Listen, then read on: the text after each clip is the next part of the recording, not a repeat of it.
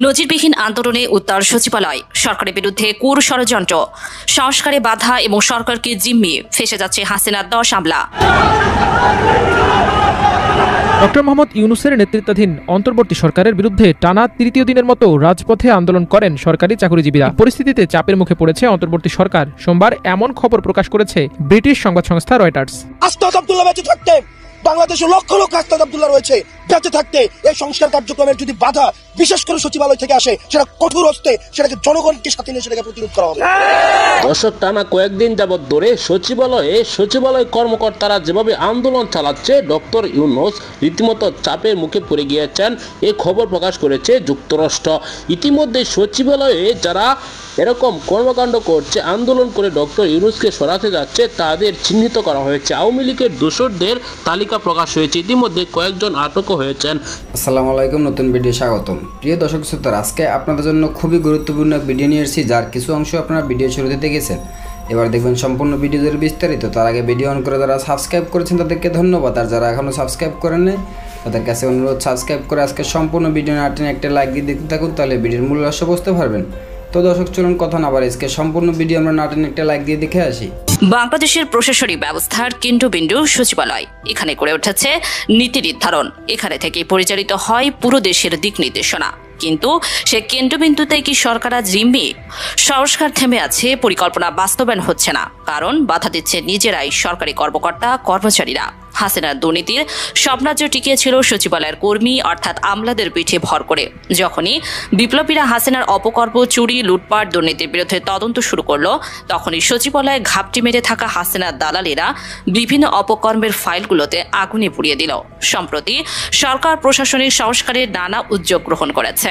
File প্রক্রিয়া সহজ করা, ডিজিটালাইজেশন, দুর্নীতির প্রতিরোধ, স্বচ্ছতা বৃদ্ধি, এসবই ছিল মূল লক্ষ্য। কিন্তু বাস্তবায়নের পথে যেন অদৃশ্য দেয়াল। কর্মকর্তাদের একটি বড় অংশ সেই সংস্কারের বিরুদ্ধে। সচিবালয় কুর ঘটনায় ফেসে যেতে পারেন এমন 8 জন প্রভাবশালী এলিট শ্রেণীর আমলাদের নিয়েই আলোচনা করব আমাদের আজকের ভিডিওতে, যারা ছিলেন হাসিনার আপন ছেলের চেয়েও বিশ্বস্ত। চলুন এক একে দেখে নেওয়া যাক ফেসে যাচ্ছেন কারা এই 8 আমলা। নাম্বার 1, মোহাম্মদ মুসলিম চৌধুরী। সচিবালয়ের কুয়ের পেছনে তার হাত রয়েছে। জানলে অবাক হবেন, অন্তর্বর্তীকালীন সরকার অবসরে যাওয়া এই আমলাকে পদায়ন করে নতুন করে নিয়োগ দিয়েছে। মোহাম্মদ মুসলিম চৌধুরী সাবেক অর্থ সচিব এবং সরকারের সাবেক প্রধান হিসাব নিরীক্ষক ও নিয়ন্ত্রক অর্থাৎ সিএজি ছিলেন। নভেম্বরে তাকে রাষ্ট্রায়ত্ত সোনালী ব্যাংকের চেয়ারম্যান পদে 3 বছরের জন্য চুক্তিতে নিয়োগ দেওয়া হয়েছে। মুসলিম চৌধুরী অর্থ বিভাগের সচিব থাকাকালে রিজার্ভ চুরি হয়। এছাড়া সিএজি হিসেবে দায়িত্ব পালন করায় তার স্বাক্ষর ছাড়া সরকারের কোনো ধরনের তহবিল ছাড় করা সম্ভব ছিল না। অর্থাৎ শেখ হাসিনা সরকারের দুর্নীতির দায় তিনি এড়াতে পারেন না।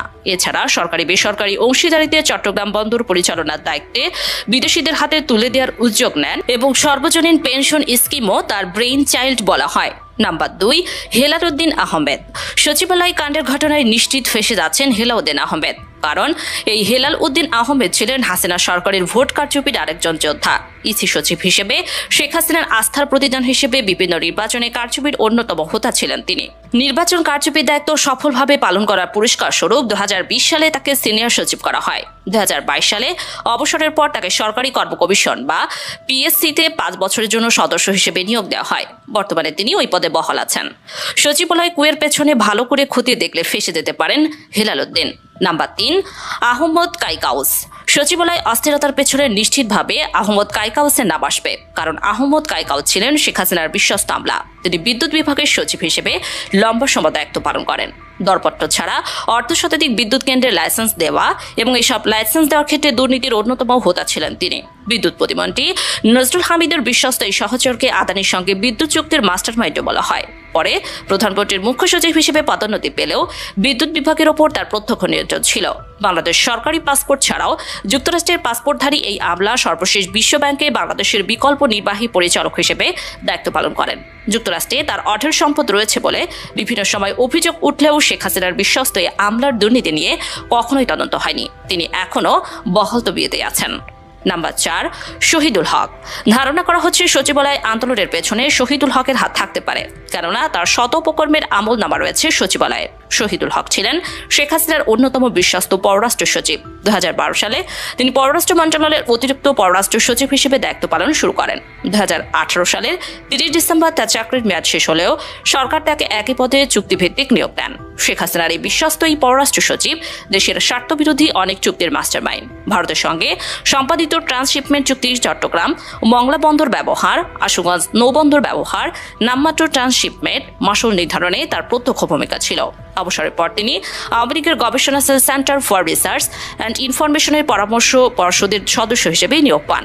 এই সময় সরকারকে পররাষ্ট্রনীতি বিষয়ক বিভিন্ন পরামর্শ দিয়েছেন তিনি। নাম্বার 5, আবু হেনা মোহাম্মদ রহমাতুল মনিম। সচিবালয়ের ষড়যন্ত্রের পেছনে সঠিক উদ্ঘাটন করা গেলে ফেঁসে যাবেন আবু হেনা মোহাম্মদ রহমাতুল মনিম।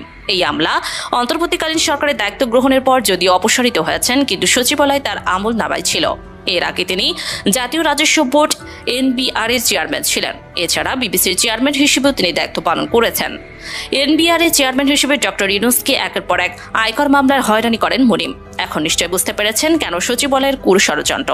এছাড়া Rahmatul Munim Summit, S Alam, Unique, মেক্সিমকো সহ কয়েকটি বড় গ্রুপের বিদ্যুৎ কেন্দ্রকে নিয়ম বহির্ভূতভাবে শত শত কোটি টাকার কর অবকাশ সুবিধা দিয়েছেন। হাসনাত আব্দুল্লাহ বেঁচে থাকতে বাংলাদেশে লক্ষ লক্ষ হাসনাত আব্দুল্লাহ রয়েছে। বেঁচে থাকতে এই সংস্কার কার্যক্রমের যদি বাধা বিশেষ করে সচিবালয় থেকে আসে, সেটা কঠোর হস্তে সেটাকে জনগণকে সাথে নিয়ে সেটাকে প্রতিরোধ করা হবে। আপনারা এটা ভাববেন না যে আপনাদের বিকল্প নাই। সচিবালয়ের বিষয়টা মানে এখন সচিবালয়েও দেখলাম আন্দোলন হচ্ছে, বিক্ষোভ হচ্ছে, NBR সংস্কারও বাধা দেওয়া হচ্ছে। দেখেন, আমরা আপনাদেরকে বলতে চাই, যখন 5ই আগস্টের জুলাই গণঅভ্যুত্থান চলছিল, আপনারা কিন্তু কালো ব্যাজ ধারণ করে শেখ হাসিনাকে সমর্থন জানিয়ে আপনারা হচ্ছেন অফিস করেছেন। আপনারা কিন্তু এখন আপনারা হচ্ছেন হুমকি দেন যে আপনারা হচ্ছেন অফিস চলতে দিবেন না, আপনারা হচ্ছেন অফিস বন্ধ করে রাখবেন। 5ই আগস্ট কিন্তু আপনাদের এই হিম্মতটা ছিল না যে শেখ হাসিনার চোখে আঙ্গুল দিয়ে শেখ হাসিনার ক্ষমতাকে প্রশ্নবিদ্ধ করে আপনারা কিন্তু তখন কেউ পদত্যাগ করেননি। আপনাদের একজন কর্মকর্তা কর্মচারী বাংলাদেশের স্বাধীনতা পরবর্তী সময়ে আমাদের যদি অসহায় দুর্ভোগের রেজিমেন্ট হিসেবে পরিচিত হয়, সেটা হচ্ছে সচিবালয়, এবং দুর্নীতির আতুরঘর হিসেবে পরিচিত হয়, সেটা হচ্ছে NBR। ধন্যবাদ এতক্ষণ সাথে থাকার জন্য। আজকে এই পর্যন্ত। নতুন কোনো ভিডিও কথা হবে নতুন কোনো বিষয় নিয়ে। ততক্ষণ ভালো থাকবেন, সাথে থাকবেন। আসসালামু আলাইকুম, আল্লাহ হাফেজ।